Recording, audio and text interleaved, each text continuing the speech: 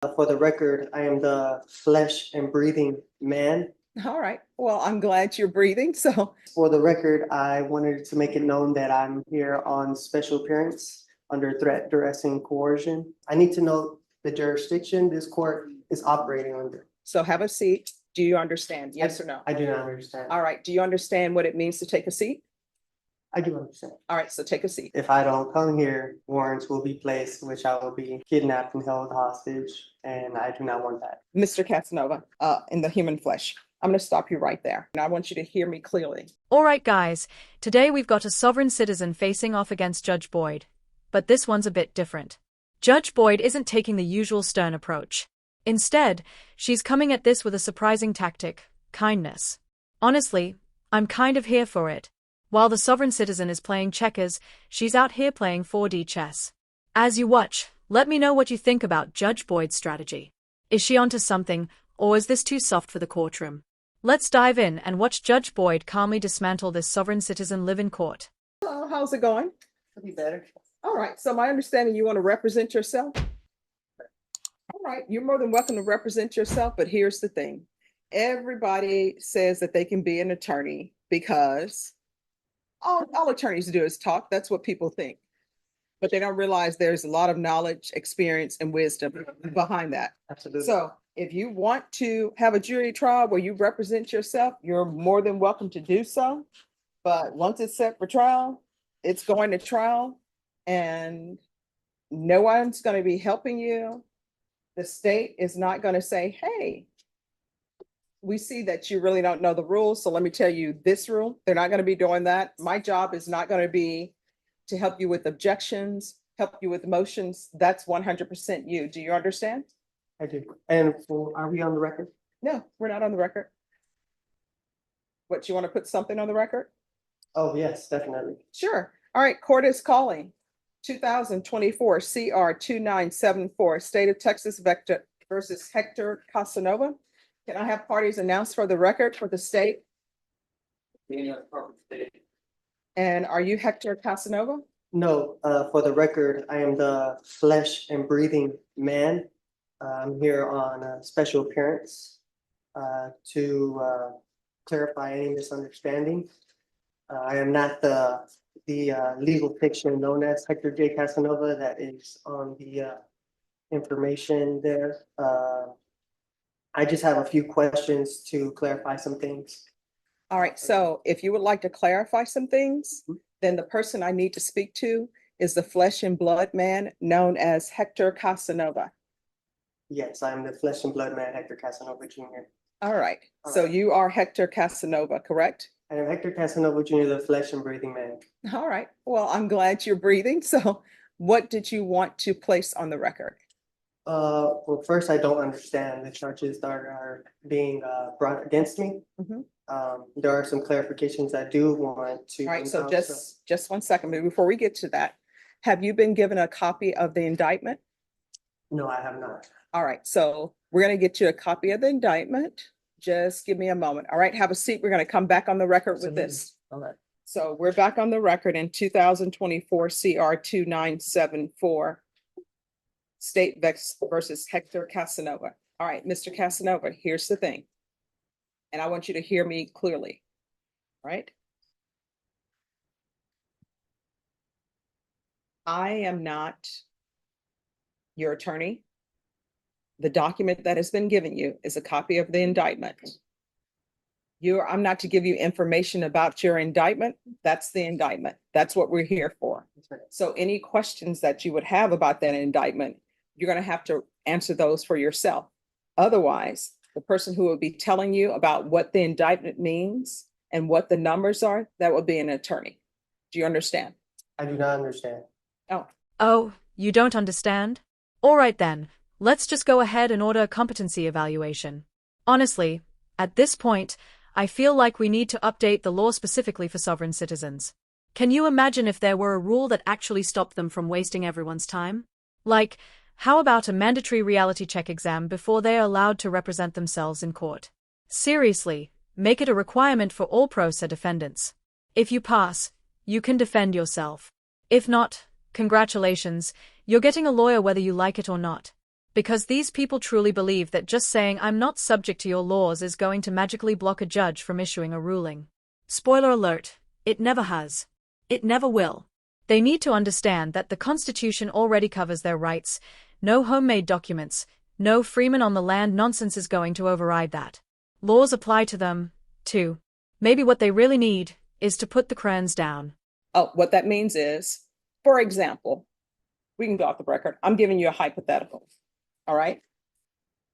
Let's say you needed surgery and you're in the middle of the wilderness, you need surgery, and you tell me and you tell the doctor, guess what? I'm performing this surgery on my own. I don't need you. I'm walking out of the hospital. I'm going to go in the desert. Now, maybe the doctor would try to stop you and do other things. But if you go in that desert by yourself, don't tell the doctor where you are. You take a scalpel out in the desert by yourself. You don't get to call the doctor and say, hey, I'm in the middle of the desert performing surgery. I'm going to be my own anesthesiologist. I'm doing all of this. How do you do this? Because they're not going to tell you.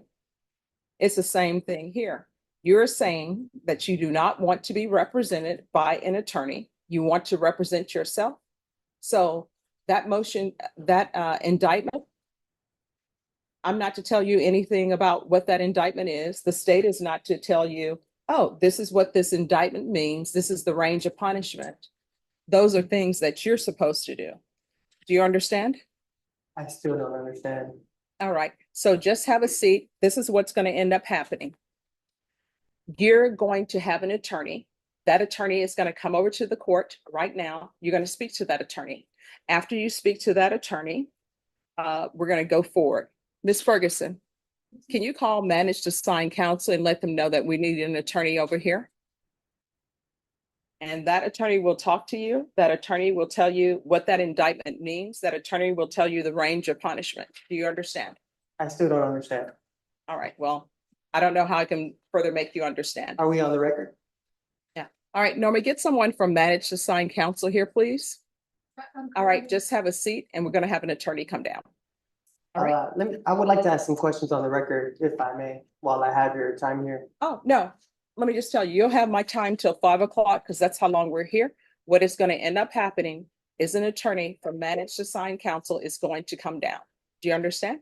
I do not understand because I don't feel like I am needing an attorney because I'm here to represent myself as the flesh and breathing man, Hector Casanova Jr. Let's see.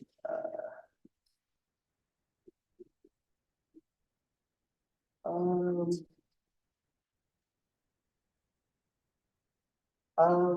right, so let the record of the court show that I, Hector Casanova Just one Jr. second.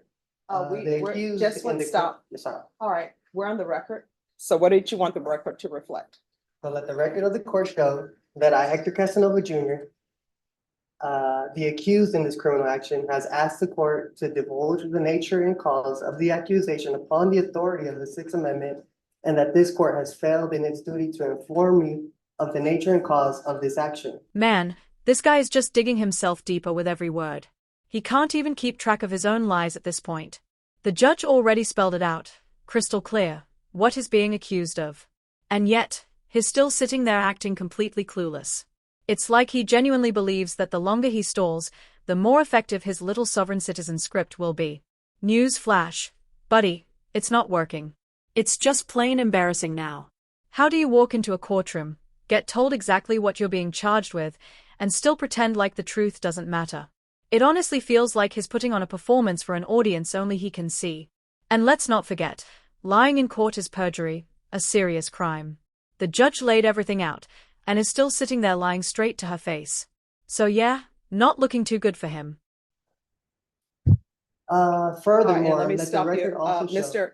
Casanova, let me ask you a question. Have you been given a copy of the indictment? I believe so, yeah. All right, so let the record reflect that Mr. Casanova has been given the copy of the indictment. And the copy of the indictment, it tells him what he is charged with. You may continue. Now, these charges, are they civil? Is this a civil charge or a criminal charge? All right, that is something that if you had an attorney to represent you, they would be able to tell you. What the court can tell you is that you are in a felony court and this is a criminal court. Okay. So, this being a criminal, let the record of the court show that the action against me is criminal action. My following question would be, the Constitution grants this court two types of criminal jurisdiction. Criminal jurisdiction under the common law and criminal jurisdiction under the admiralty or military tribunal. In which of these two jurisdictions does this court intend to try me?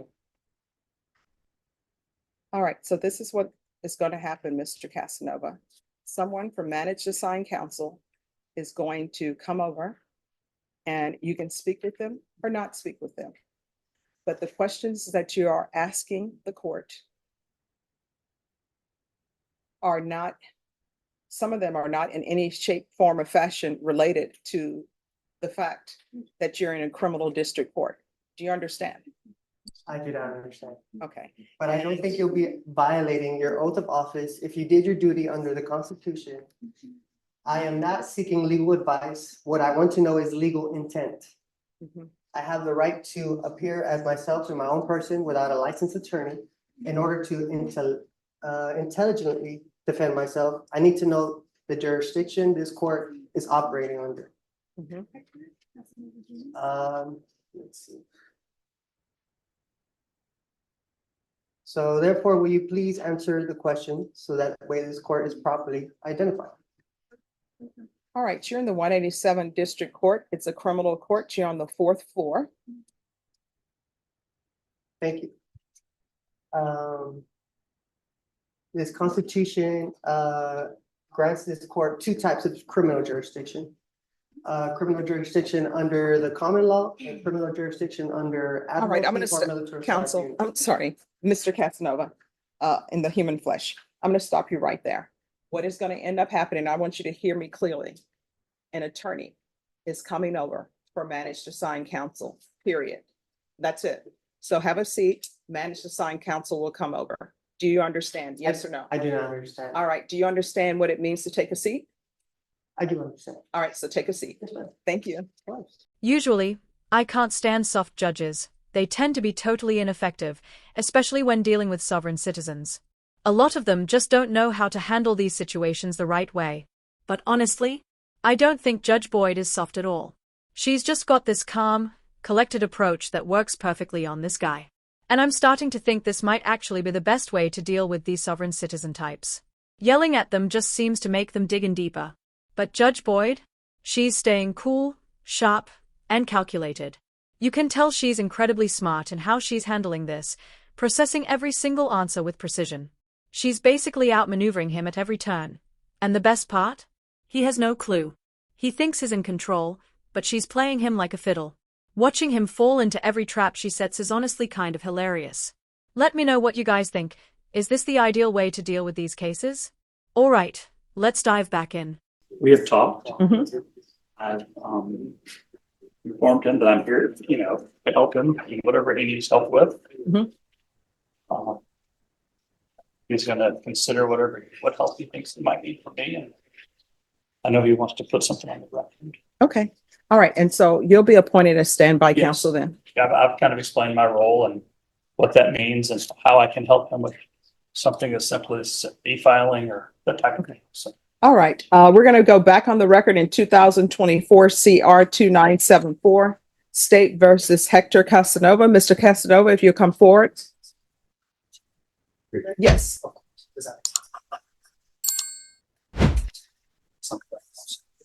All right. So, Mr. Casanova, Mr. Bonk is going to be your standby counsel.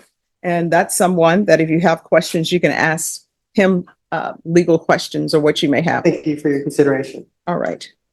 Uh, And he informed me you wanted to place something on the record? Yes, for the record, I wanted to make it known that I'm here on special appearance under threat, duress, and coercion. All right.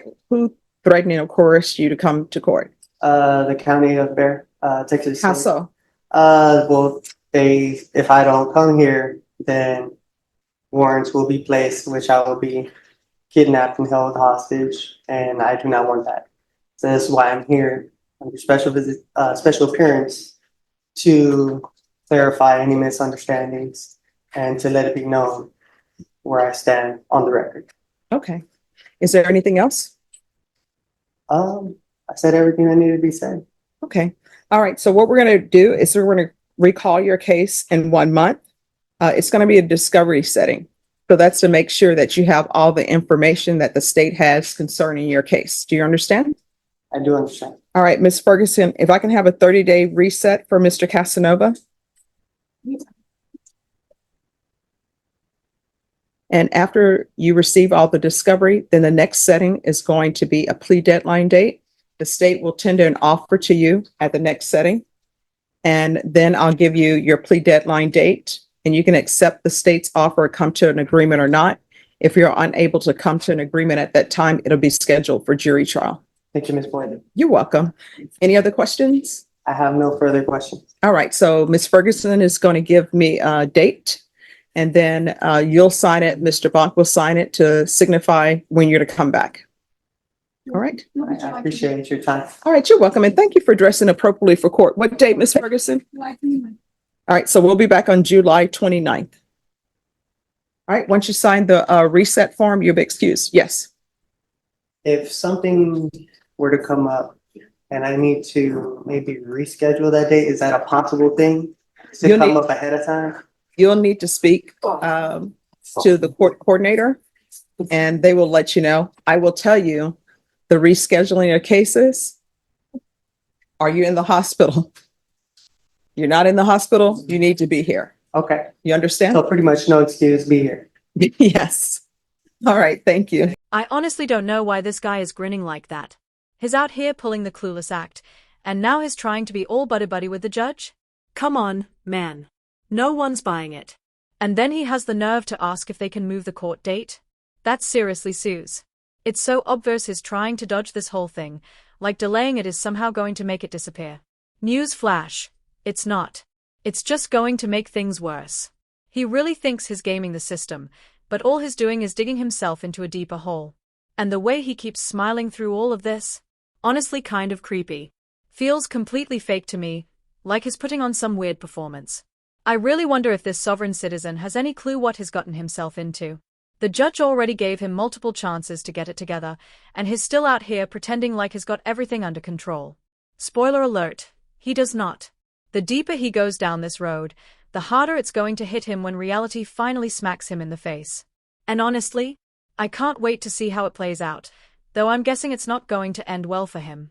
This one was a weird ride, but I seriously enjoyed how Judge Boyd handled it. Calm, smart, and totally in control. She absolutely outclassed him. Straight up schooled the guy. Anyway, let me know what you thought of Judge Boyd's approach in the comments. I love hearing from you guys, and I always make sure to read what you post.